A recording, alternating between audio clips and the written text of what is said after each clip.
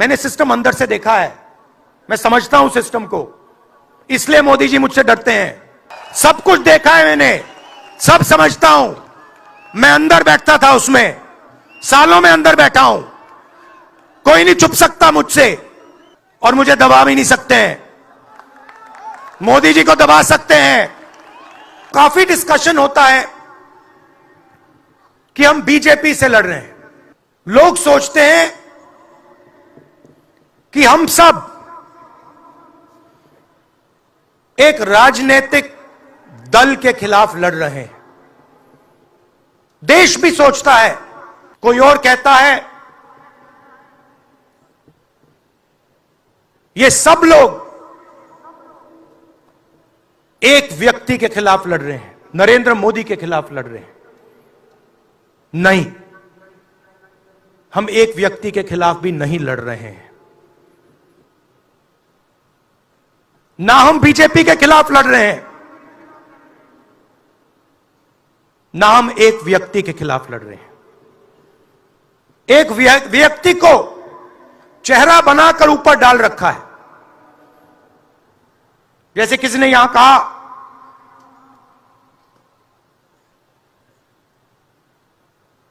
राजा की आत्मा ईवीएम में है।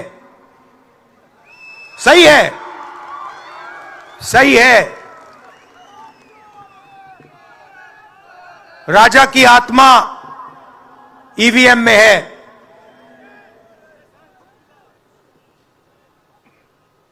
हिंदुस्तान की हर संस्था में है, ईडी में है, सीबीआई में है, इनकम टैक्स डिपार्टमेंट में है। क्या आप सोचते हो शिवसेना के लोग, एनसी के लोग ऐसे ही चले गए? नहीं, जिस शक्ति की मैं बात कर रहा हूं, उन्होंने उनका गला पकड़कर उनको बीजेपी की ओर किया है और वो सब डर के गए हैं। मैं आपको स्टेज से बता रहा हूं, 22 लोग हैं यहां पे, 22 लोगों के पास उतना ही धन है जितना हिंदुस्तान के 70 करोड़ लोगों के पास है।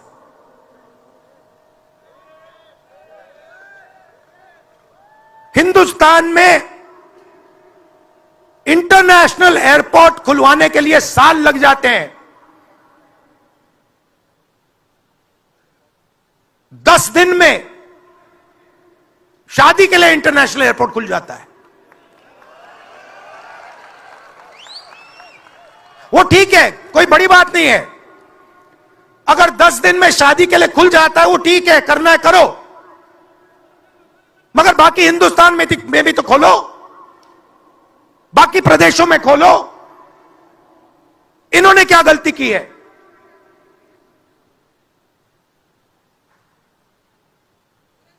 %50 हिंदुस्तान की आबादी पिछड़े वर्ग की है,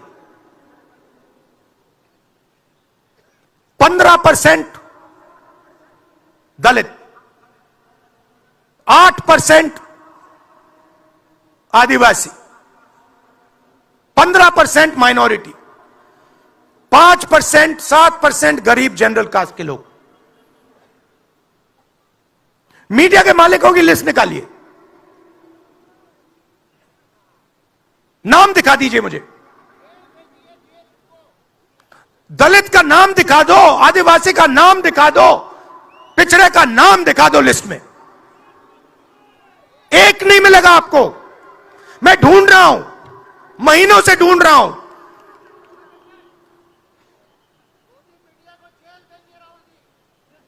इनकी गलती नहीं है बेचारों की।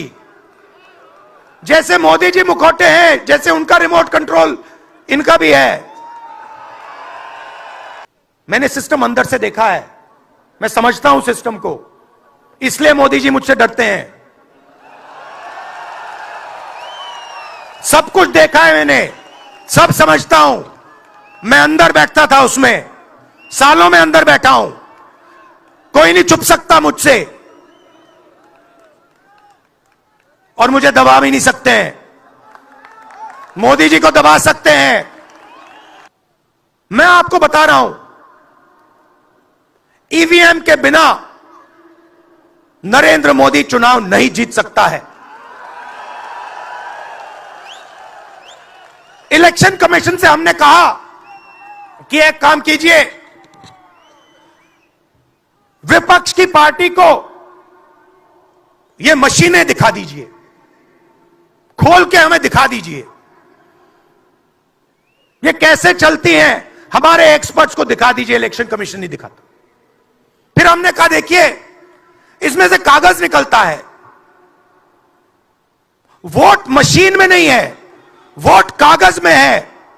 ठीक है, आप मशीन चलाइए, मगर कागज की भी गिनती कर दीजिए। इलेक्शन कमीशन कहता है नहीं, कागज की गिनती नहीं होगी। सिस्टम नहीं चाहता कि ईवीएम की गिनती हो जाए। नरेंद्र मोदी जी का काम आपके ध्यान को भटकाने का है।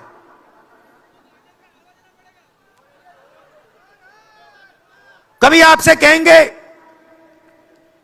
देखो देखो, चाइना की ओर देखो, पाकिस्तान की ओर देखो। कभी मोबाइल फोन की लाइट ऑन कर देंगे, थाली बजाओ।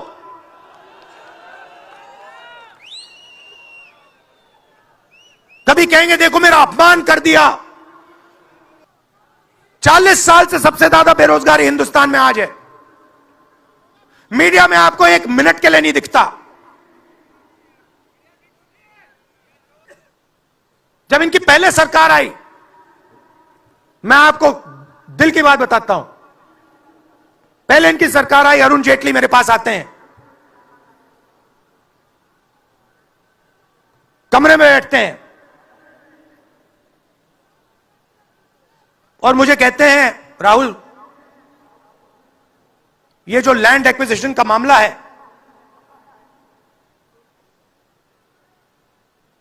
तुम इस पर मत बोलो। क्यों नहीं बोलूं?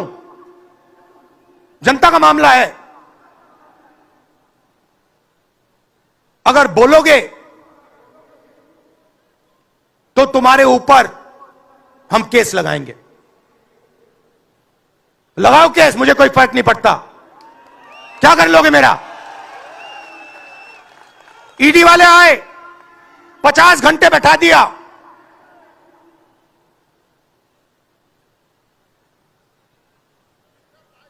अंत में पता है क्या बोलता है ईडी का अफसर? मुझे पता है क्या बोलता है? कहता है राहुल जी, आप किसी से नहीं डरते हो, आप नरेंद्र मोदी को हरा सकते हो।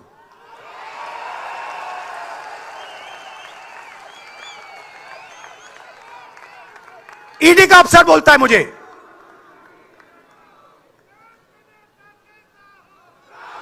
मगर मैं राहुल गांधी नहीं हूं। आप यह मत सोचो कि मैं राहुल गांधी हूं। आप यह मत सोचो कि उद्धव ठाकरे हैं।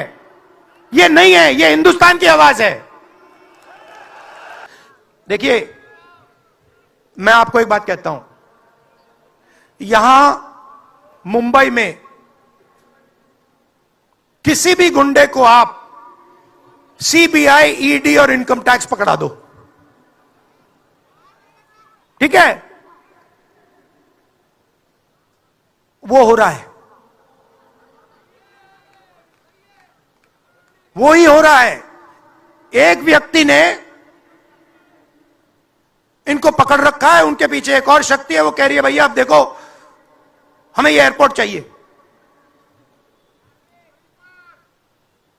आपका एयरपोर्ट मुंबई का एयरपोर्ट है ना?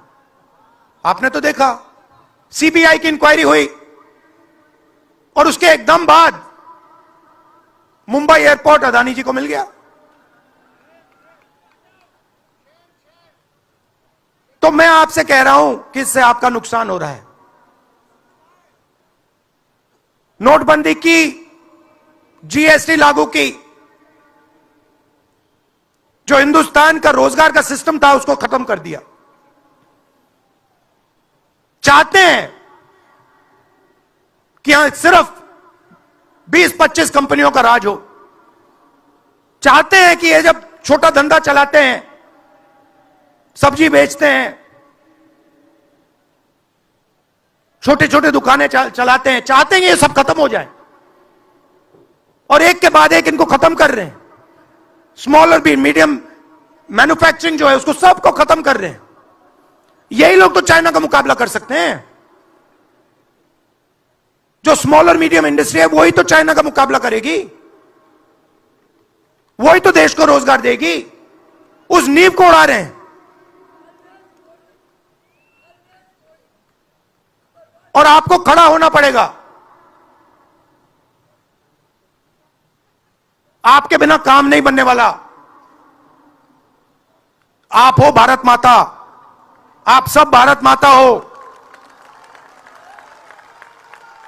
और आपकी जिम्मेदारी बनती है, हमारी जिम्मेदारी है, मगर देश के युवाओं की भी जिम्मेदारी बनती है। और जो भी आप मुझसे करवाना चाहो, जहां भी आप मुझे बुलाना चाहो, मैं आपके लिए और इस देश के लिए हाजिर हूं। यह नफरत का देश नहीं है, यह मोहब्बत का देश है। नफरत जानबूझ के फैलाई जा रही है। नफरत इसलिए फैलाई जा रही है कि आप अपना ध्यान इधर उधर करो और आपके जेब में से आपका पैसा लूटा जाए, छीना जाए। तो नफरत को नहीं फैलने दो।